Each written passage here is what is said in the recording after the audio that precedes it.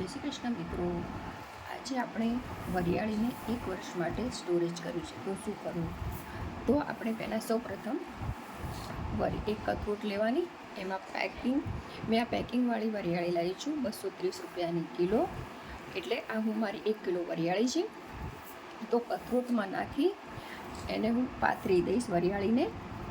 જેવી રીતે તડકો ખવડાવવાથી છે આમાં છે ને જીવડા નથી થતા અને ફંગસ નથી આવતી. એટલે આ પણ તો આને આ સ્પૂનમાં ડાયરેક્ટલી સૂર્યપ્રકાશમાં નથી મૂકવાની. આની પર એક પતલું કપડું આવી રીતે ઢાંકવાનું છે. આ પતલું કપડું ઢાંકવાથી ડાયરેક્ટલી સૂર્યપ્રકાશનો તેજ આની પર નથી આવવા દેવાનું. જો ડાયરેક્ટલી આની પર સૂર્યપ્રકાશનો તડકો આવશે તો આ વરિયાળીનો કલર બદલાઈ જશે અને સુગંધ એની ઓછી થઈ જશે. તો આ મેં 2 કલાક સુધી આ મેં વરિયાળીને તડકામાં રાખી હતી કપડું ઢાંકીને. અને હવે ખાસ ધ્યાન રાખવાનું કે આ ઠંડી પડી જાય પછી જ આને બોટલમાં ભરવાની છે.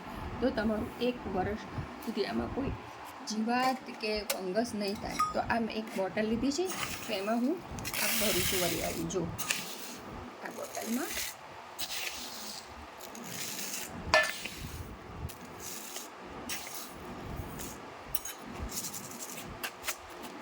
આવી રીતે આપણા આ રેગ્યુલર વાપરવામાં આપણે આવી રીતે બોટલ લઈ શકાય છે. એમાં એ ભરી આ રેગ્યુલર વાપરવા માટે અને આવી રીતે સ્ટોરેજ કરીને આપણે મૂકી શકાય છે.